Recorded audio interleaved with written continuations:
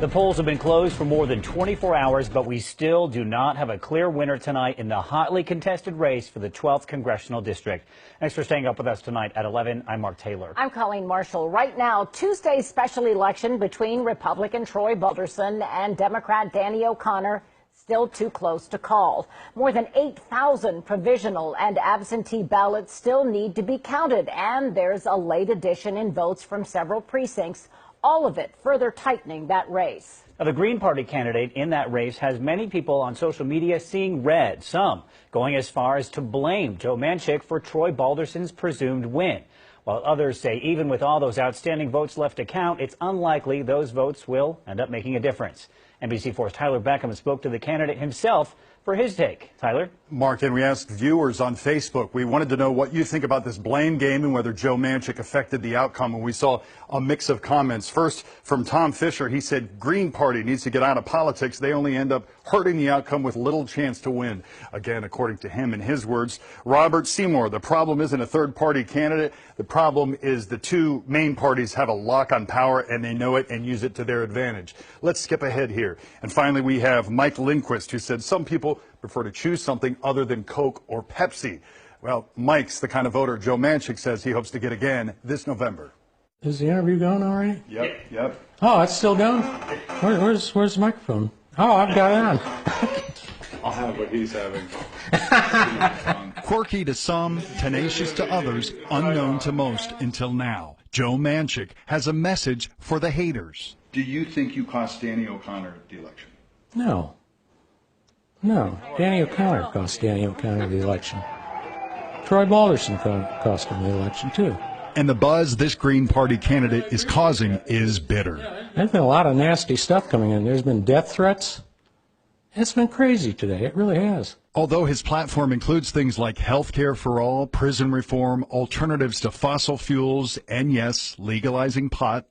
We need to legalize marijuana and hemp and get all the people that were convicted of nonviolent drug offenses out of prison.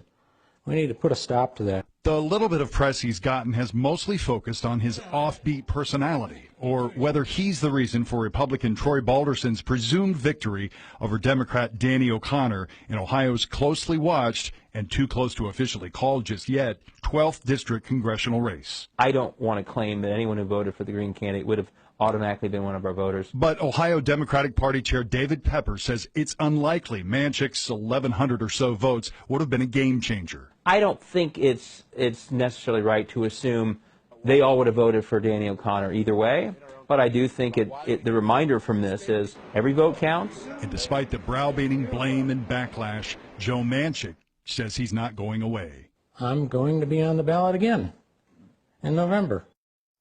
I also asked Manchik what he'd say if any Democratic or Republican candidate in this race asked him to step aside and endorse them.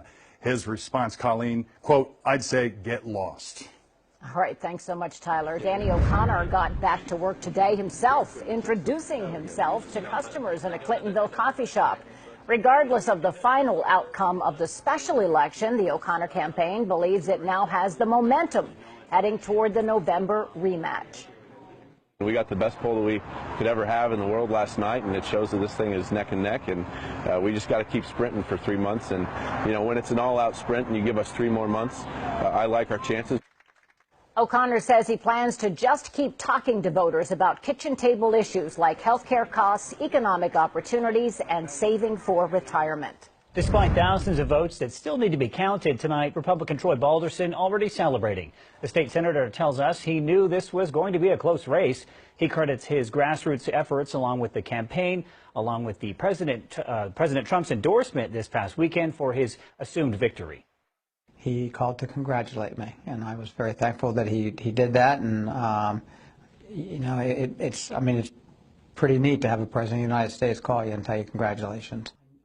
Balderson says he's ready to get to work in Washington and believes the outcome will be the same during the midterm elections, with him coming out on top. NBC4 is, of course, your local election headquarters. The general election now less than 3 months away. You can count on us to cover all the candidates and all the issues on the ballot every step of the way.